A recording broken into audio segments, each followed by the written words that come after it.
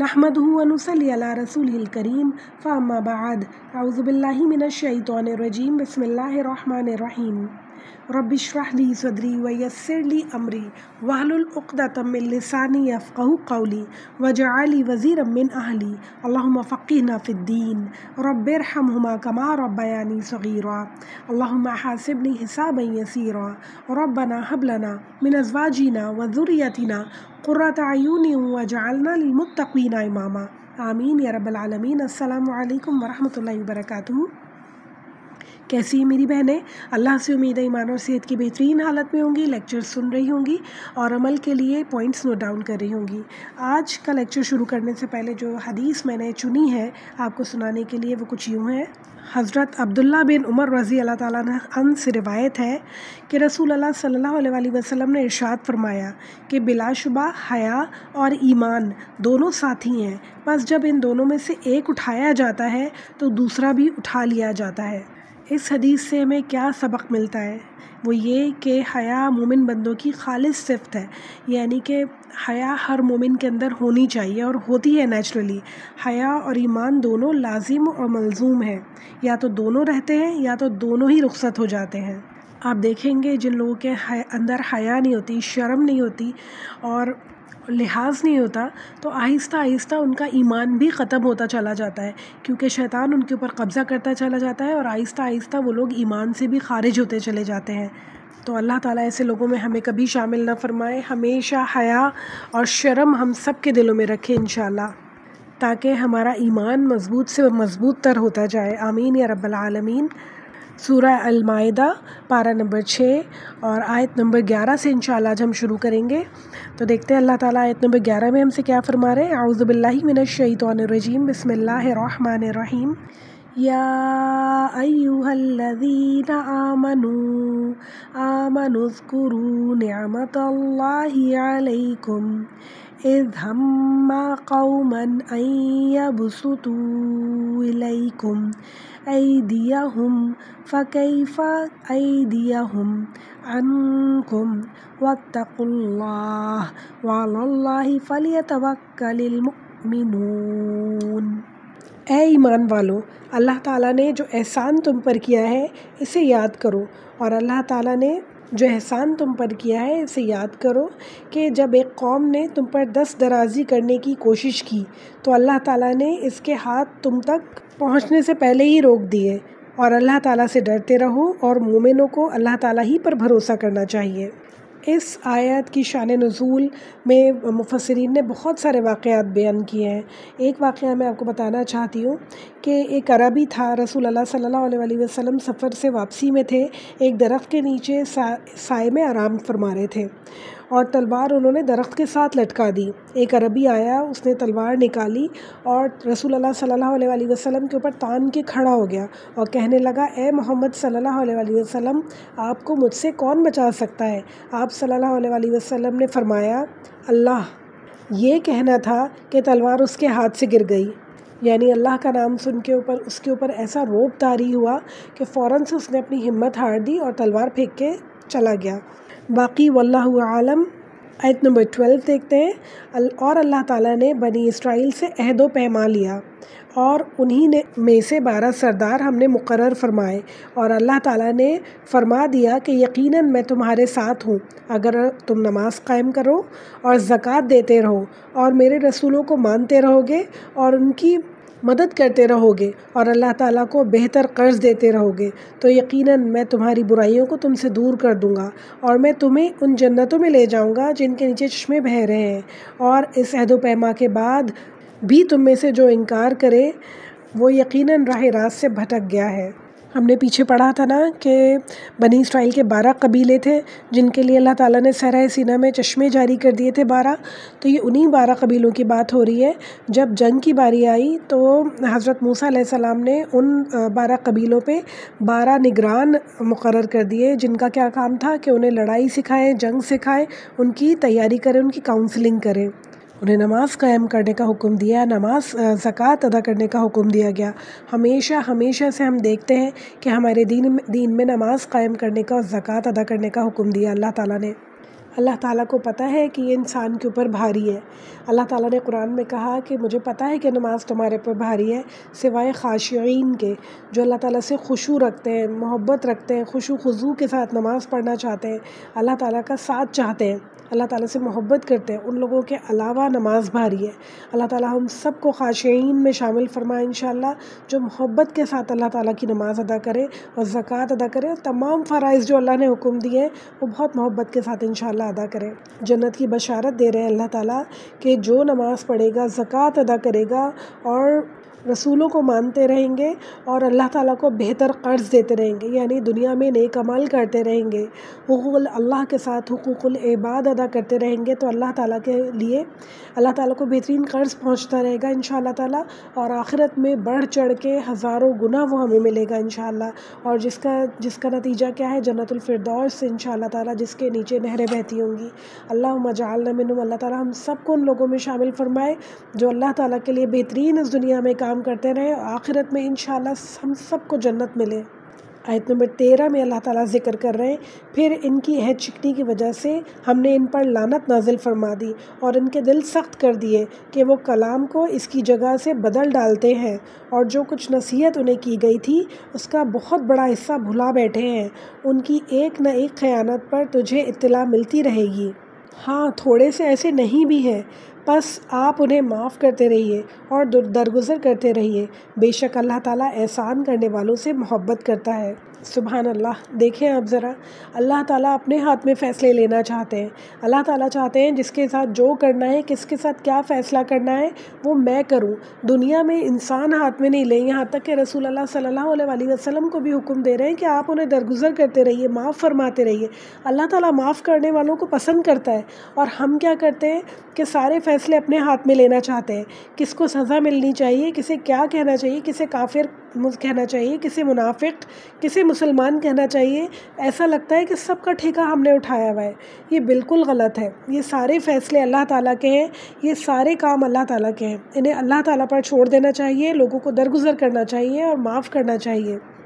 کسی بھی قسم کی فرقہ واریت میں نہیں پڑنا چاہیے، ہم سب کو ان سے دور رہنا چاہیے انشاءاللہ، اور صرف اپنے کام پہ فوکس کریں، اللہ کی کتاب پہ فوکس کریں، اور اگر دیکھتے ہیں کہ دوسرا کچھ اور کر رہا ہے تو اسے درگزر کریں، اسے معاف کر دیں اللہ تعالیٰ کی خاطر، اور اس کے لیے ہدایت کی دعا مانگیں کہ انشاءاللہ اللہ تعالیٰ اسے بھی ہدایت دے اور ہمیں بھی ہدایت دے۔ آیت نمبر 14 میں اللہ تعالیٰ کہہ رہے ہیں، اور جو اپنے آپ کو نصرانی کہتے ہیں، نصرانی کون؟ عیسائی، حضرت عیسیٰ علیہ السلام کو ماننے والے، ہم نے ان سے بھی عہد و پیمان لیا، انہوں نے بھی اس کا بہت بڑا حصہ فراموش کر دیا۔ انہیں نصیحت کی گئی تھی تو ہم نے بھی ان کے آپس کو، جب انہیں نصیحت کی گئی انہوں نے نصیحت بھلا دی، تو ہم نے بھی ان کے آپس میں بعض کو بعض کا دشمن بنا دیا، جو قیامت تک رہے گی، جو دشمنی قیامت تک رہے گی، اور جو کچھ یہ کرتے تھے عنقریب اللہ تعالیٰ انہیں سب بتا دے گا۔ عیسائیوں میں بھی فرقے ہیں جو ایک دوسرے سے شدید نفرت کرتے ہیں، ایک دوسرے کو کافر کہتے ہیں، ایک دوسرے کو منافق کہتے ہیں، حالانکہ یہ بات صرف اللہ تعالیٰ جانتے ہیں کہ کون سچا مسلمان ہے اور کون نہیں ہے۔ اللہ تعالیٰ ہم سب کو بچائے اس فرقہ واریت میں پڑھنے سے، جو دوسری قومیں پڑھی ہیں ہمیں ان سے سبق حاصل کرنا چاہیے کہ کتنی بری طرح سے وہ ٹوٹ گئی، بکھر گئی، دیکھنے میں تو منظم ہے مگر اندر سے ٹوٹے ہوئے ہیں، اندر سے فرقے ہیں ان میں۔ اللہ تعالیٰ ہم سب کو اس فرقہ واریت کی بلا سے بچائے انشاءاللہ۔ آیت نمبر 15، اے اہل کتاب، یقیناً تمہارے پاس ہمارا رسول یعنی صلی اللہ علیہ وسلم آ چکے ہیں، جو تمہارے سامنے کتاب کی باکثرت ایسی باتیں ظاہر کرتے ہیں جنہیں تم چھپا رہے تھے، یعنی وہ تمہاری کتاب میں بھی موجود تھیں مگر تم نے اس کی تحریف کر دی، تم نے اسے چھپا دیا اور اپنے لوگوں تک وہ باتیں پہنچنے نہیں دیں۔ اور کیا باتیں پہنچائی لوگوں تک؟ جو اپنے مفادات کی ہیں، جو امیروں کے مفادات کی ہیں، جو پولیٹیشنز کے مفادات کی ہیں، وہ باتیں پہنچی لوگوں تک اور اللہ کی باتیں چھپا لی گئیں۔ اور رسول اللہ صلی اللہ علیہ وسلم بہت سی باتوں سے درگزر بھی کرتے ہیں۔ تمہارے پاس اللہ تعالیٰ کی طرف سے نور اور واضح کتاب آ چکی ہے، یعنی اب یہ کتاب جو ہے یہ واضح کتاب ہے اور یہ نور ہے ساری دنیا کے لیے، رہتی دنیا تک کے لیے۔ اب یہ کتاب اللہ تعالیٰ نے بھیج دی ہے جو ایک نور کی صورت میں ہے، جو نہ کبھی چھپ سکتی ہے، نہ اس میں تحریف ہو سکتی ہے، نہ انشاءاللہ یہ کبھی ختم ہوگی، اور ساری دنیا تک اس کا نور پہنچے گا انشاءاللہ۔ اب آگے آیت نمبر 16 میں اللہ تعالیٰ بتا رہے ہیں کہ اس قرآن کا کام کیا ہے. اللہ تعالیٰ فرما رہے ہیں قرآن کے ذریعے سے اللہ تعالیٰ انہیں جو رضائے رب کے در پہ ہے سلامتی کی راہیں دکھاتا ہے اور اپنی توفیق سے اندھیروں سے نکال کر نور کی طرف لے جاتا ہے اور راہ راست کی طرف ان کی رہبری کرتا ہے. یعنی جو چاہتے ہیں اللہ کے راستے پہ چلنا، جو چاہتے ہیں اللہ کا نور، اللہ کی روشنی اور ہدایت، اللہ تعالیٰ انہیں ہدایت دکھاتا ہے، اللہ تعالیٰ ان کی رہبری کرتا ہے، یعنی اللہ تعالیٰ ان کی رہنمائی کرتا ہے اور وہ سیدھے صراط المستقیم پہ سیدھے راستے پر چلنے لگتے ہیں. ہم دیکھتے ہیں یہ بات کہ بہت سارے نان مسلمز ایسے ہیں جن کے دل میں ایمان ہوتا ہے، نیکی ہوتی ہے کہیں نہ کہیں ایسی کہ وہ قرآن کو پڑھتے ہیں اور قرآن پہ عمل کرنا شروع کر دیتے ہیں اور مسلمان ہو جاتے ہیں.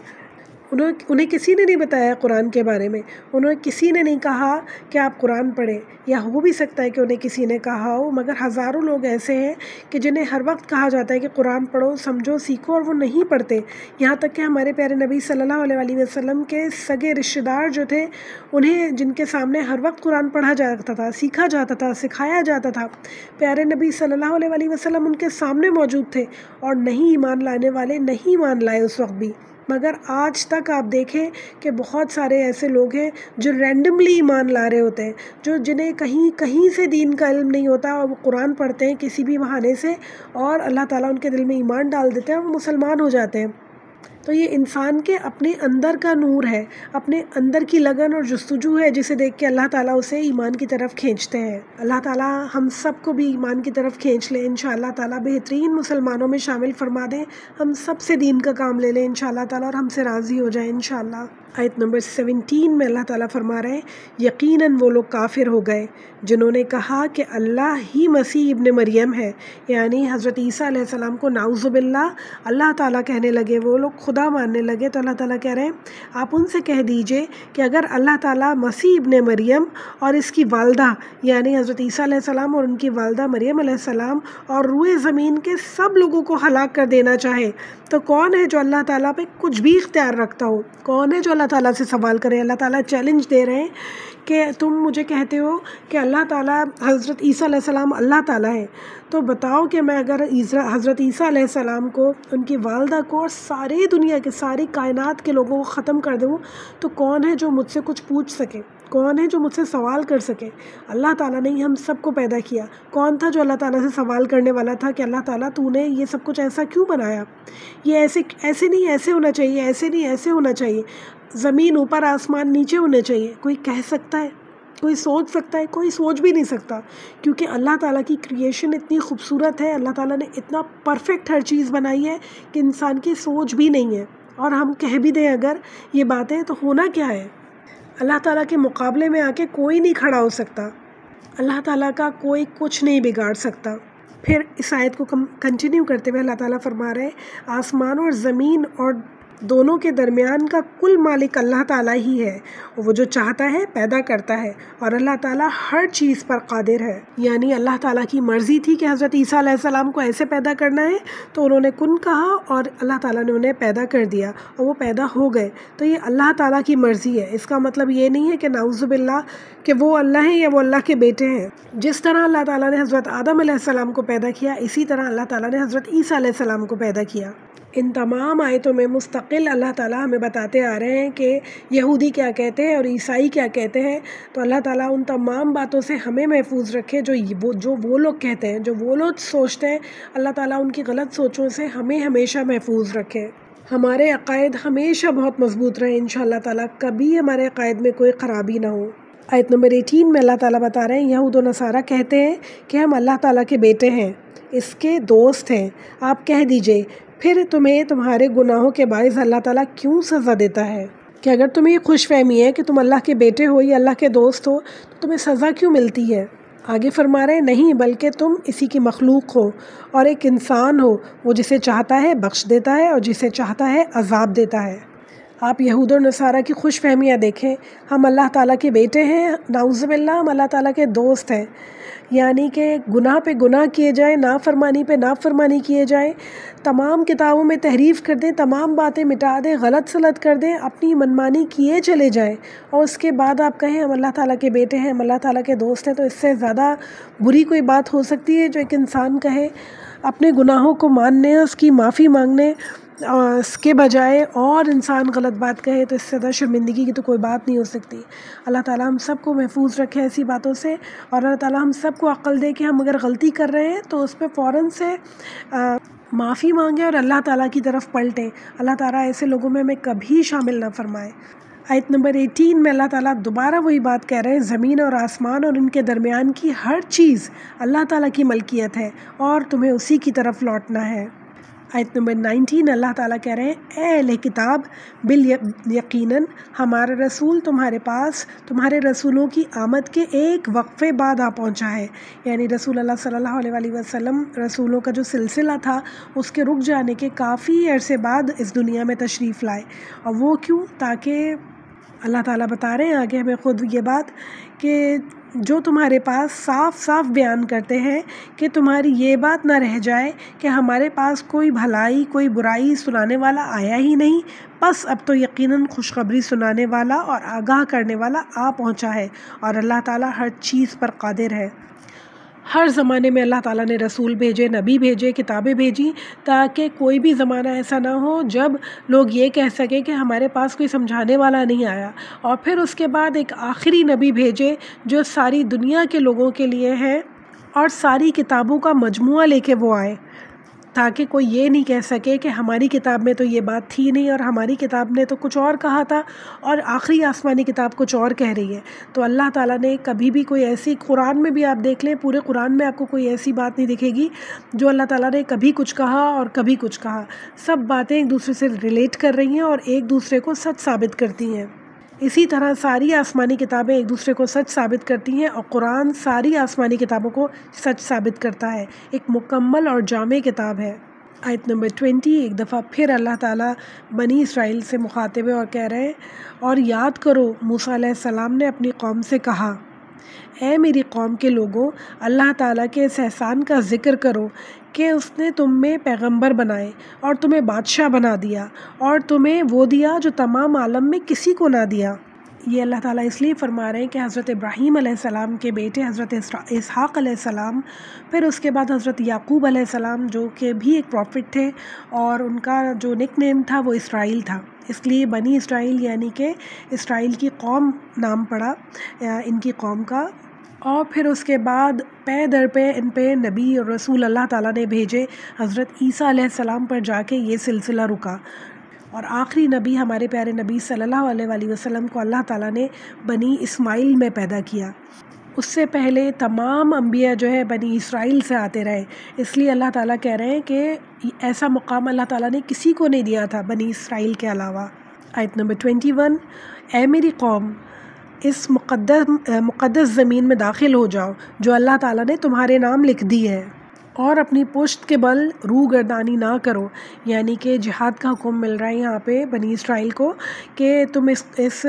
زمین میں داخل ہو جاؤ، اللہ تعالیٰ نے تمہارے نام لکھ دی، یعنی اللہ تعالیٰ کا وعدہ ہے کہ یہ زمین تمہاری ہے، صرف تمہیں لڑنا ہے، تمہاری ہی نصرت ہوگی، تم ہی جیتو گے، یعنی اللہ تعالیٰ یہاں پہ واضح اشارہ دے رہے ہیں کہ اللہ تعالیٰ نے کہا کہ تم ہی جیتو گے، یہ زمین تمہاری ہے، اور اپنی پشت کے بل یعنی اپنی کمر نہ دکھاؤ، جہاد کے میدان سے بھاگنا جانا، ڈرنا نہیں، یہاں پہ خوف زدہ ہونے کا سے منع کیا جا رہا ہے، اور جہاد کے لیے اللہ تعالیٰ انکریج کر رہے ہیں لوگوں کو کہ پھر نقصان میں پڑ جاؤ، یعنی کہ ایسا نہ ہو کہ تم جہاد کے لیے کھڑے ہی نہ ہو اور پھر یہ زمین تم سے چھین لی جائے، تم نے اپنی زمین اپنے ہاتھوں گنوا دو تم۔ ہم نے پیچھے دیکھا کہ جب فلسطین میں داخل ہونے کا کہا گیا تھا ان سے، تو وہ لوگ نہیں داخل ہو رہے تھے اور کہہ رہے تھے کہ تم جاؤ اور تمہارا خدا جائے، حضرت موسیٰ علیہ السلام ہم نہیں جائیں گے یہاں پہ لڑنے کے لیے۔ تو پھر اللہ تعالیٰ نے 40 سال تک صحرا سینا میں سزا دی تھی اور وہ لوگ وہیں مقیم رہے تھے، کیونکہ یہ قوم ایک غلام قوم تھی، ان کے اندر جوش اور جذبہ ہی نہیں تھا، لڑنے کی ہمت اور طاقت ہی نہیں تھی، خوف زدہ لوگ تھے یہ، تو ان کے اندر یہ بھاگ جانے کو چاہتے تھے، ڈرنا چاہتے تھے مگر لڑنا نہیں چاہتے تھے۔ آیت نمبر 22 میں اللہ تعالیٰ بتا رہے ہیں کہ انہوں نے کیا جواب دیا، انہوں نے جواب دیا، اے موسیٰ، وہاں تو زور آور سرکش لوگ رہتے ہیں، یعنی بہت طاقتور لوگ رہتے ہیں وہاں، ہم جب تک وہاں نہیں جائیں گے جب تک وہ لوگ وہاں سے نکل نہیں جاتے، ہاں اگر وہ وہاں سے نکل جائیں تو پھر ہم باخوشی وہاں چلے جائیں گے، یعنی ہم لڑیں گے نہیں، ہم کسی کا سامنا نہیں کر سکتے، ہاں وہ لوگ چلے جائیں تو ہم چلے جائیں گے، مگر وہ لوگ ہیں تو ہم ان سے لڑنے کے لیے نہیں جائیں گے۔ یعنی انہیں اللہ تعالیٰ کی کسی بات پر یقین ہی نہیں تھا۔ ابھی کچھ عرصے پہلے ہی بنی اسرائیل کو اللہ تعالیٰ اللہ تعالیٰ فرما رہے ہیں، دو شخص جو اللہ تعالیٰ کے سے ڈرنے والوں میں سے تھے، جن پر اللہ تعالیٰ کا فضل تھا، کہا کہ تم ان کے پاس دروازے میں تو پہنچ جاؤ، دروازے میں قدم رکھتے ہی یقیناً تم غالب آ جاؤ گے، اور تم اگر مومن ہو تو تمہیں اللہ تعالیٰ ہی پر بھروسہ رکھنا چاہیے۔ یعنی اتنا بڑا کلو اور اتنی زیادہ رحمتیں، پھر بھی انسان نہ سمجھے، پھر بھی انسان ہمت اور طاقت نہ دکھائے، حوصلہ نہ کرے، بھروسہ نہ کرے، کتنے افسوس کی بات ہے۔ ابھی کچھ عرصے پہلے ہی میں بتا رہی تھی آپ کو، کچھ عرصے پہلے ہی اللہ تعالیٰ نے انہیں فرعون سے بچایا۔ حضرت موسیٰ علیہ السلام نے دریا کو چیرا اور ہزاروں کی تعداد میں لوگ وہاں سے نکل گئے۔ کس طرح اللہ تعالیٰ انہیں بچاتے رہے، کس طرح اللہ تعالیٰ انہیں صحرا میں کھلاتے رہے۔ کتنا زیادہ یقین اور اعتماد ہونا چاہیے انہیں اللہ کے اوپر اور اللہ کے رسول کے اوپر، مگر انہوں نے ایسا نہیں کیا۔ آیت نمبر 24 اللہ تعالیٰ کہہ رہے ہیں، قوم نے جواب دیا کہ اے موسیٰ، جب تک وہ وہاں ہے تب تک ہم ہرگز وہاں نہ جائیں گے، اس لیے تم اور تمہارا پروردگار جا کر دونوں ہی ان سے لڑو، ہم یہیں بیٹھے رہیں گے۔ اس وقت بنی اسرائیل نے بدترین بزدلی کا ثبوت دیا، بدترین بزدلی کا سامنا کروایا حضرت موسیٰ علیہ السلام کو۔ اس کے برعکس اگر ہم دیکھیں تو رسول اللہ صلی اللہ علیہ وسلم کے ساتھی کتنے جانباز تھے، ہر وقت لڑنے کے لیے، ہر وقت رسول اللہ صلی اللہ علیہ وسلم کی خاطر جان دینے کے لیے، قربان ہونے کے لیے تیار رہا کرتے تھے۔ جنگ بدر میں دیکھیں کتنے تھوڑے سے مسلمان تھے اور کتنے زیادہ کافر تھے، اور وہ جنگ میں اترے اور اللہ تعالیٰ نے انہیں فتح دی۔ اللہ تعالیٰ پہ بھروسہ کیا انہوں نے، ہمارے پیارے نبی صلی اللہ علیہ وسلم پہ بھروسہ کیا۔ یہ سارے واقعات بتانے کا رسول اللہ صلی اللہ علیہ وسلم کو بھی تسلی دینے کا مقصد تھا کہ دیکھیں میں نے آپ کو کتنے اچھے ساتھی دیے ہیں۔ حضرت موسیٰ علیہ السلام کے پاس تو کوئی بھی نہیں تھا، جتنے لوگ تھے سب بزدل تھے، جتنے لوگ تھے سب کاہل تھے۔ آپ کے ساتھی کتنے محنتی ہیں، کتنے بہادر ہیں اور کتنے جانثار ہیں آپ کے لیے۔ حضرت موسیٰ علیہ السلام کتنے مایوس ہوں گے کہ کتنا کچھ کر لیا ان کے لیے، کتنے معجزے دکھا دیے، مگر یہ لوگ تو کسی طرح سمجھنے والے نہیں ہیں۔ آیت نمبر 25 میں حضرت موسیٰ علیہ السلام کی بات اللہ تعالیٰ کوٹ کر رہے ہیں، کہہ رہے ہیں، موسیٰ علیہ السلام کہنے لگے، الہی مجھے تو اپنے اور اپنے بھائی کے علاوہ کسی پر کچھ اختیار نہیں ہے، بس تو ہم میں سے اور ان نافرمانوں میں سے میں جدائی ڈال دے، یعنی بس اب بہت ہو گئی ہے، اب ہمیں جدا جدا کر دے۔ یعنی اب حضرت موسیٰ علیہ السلام کی بس ہو گئی تھی، ان کی ہمت کی، انہوں نے کہا بس اب اللہ تعالیٰ اب یہ نافرمان قوم جو ہے اس میں اور ہم لوگوں میں جدائی ڈال دے، اب ختم کر دے، یہ سارا ہم دونوں کا جو ریلیشن ہے اسے ختم کر دے۔ آگے پڑھیں گے انشاءاللہ تعالیٰ آیت نمبر 26 سے اگلے لیسن میں، اور تاکہ دیکھیں گے کہ اللہ تعالیٰ نے کیا فرمایا اور کیا نتیجہ ہوا بنی اسرائیل کا۔ بہت کچھ سبق ملتے ہیں ہمیں بنی اسرائیل کی ہسٹری سے کہ اللہ تعالیٰ نے پہ کتنی نعمتیں اتاری، کتنے فضل ان کو دیے، مگر انہوں نے کسی کا شکر ادا نہیں کیا، کسی پریشانی پہ صبر نہیں کیا، اللہ پہ بھروسہ نہیں کیا، اللہ کے رسول پہ بھروسہ نہیں کیا، شدید ناشکری، شدید بغاوت اور بزدلی تھی ان لوگوں کے اندر۔ اللہ تعالیٰ ان کے جیسا ہم میں سے کسی کو نہ بنائے انشاءاللہ تعالیٰ، شکر گزار بنائے، صبر کرنے والا بنائے، بہادر بنائے انشاءاللہ تعالیٰ، جو پریشانیاں مشکلات ہمارے سامنے آتی ہیں ان سے لڑنے والا بنائے ہمیں انشاءاللہ تعالیٰ، گناہوں سے برائیوں سے لڑنے والا بنائے انشاءاللہ تعالیٰ، فتنوں سے لڑنے والا بنائے، اپنے نفس کے اندر جو فتنے چل رہے ہیں، اپنے دل میں جو فتنے چلتے ہیں انسان کے، ان فتنوں سے لڑنے والا بنائے انشاءاللہ۔ ہر وقت ہم اللہ تعالیٰ کے سپاہی بنے رہیں، ہر وقت ہمیں یاد رہے کہ ہمیں ہمارے پیارے نبی صلی اللہ علیہ وسلم سے محبت ہے، یہ صرف زبانی کلامی بات نہیں ہے، ہمیں اس کا ثبوت دینا ہے انشاءاللہ، ہمیں اللہ تعالیٰ سے محبت ہے، اس کا ہمیں ثبوت دینا ہے انشاءاللہ تعالیٰ۔ اپنا لیکچر مکمل کرتے ہوئے میں بہت ہی پیارا سا ایک شعر آپ کو سنانا چاہتی ہوں۔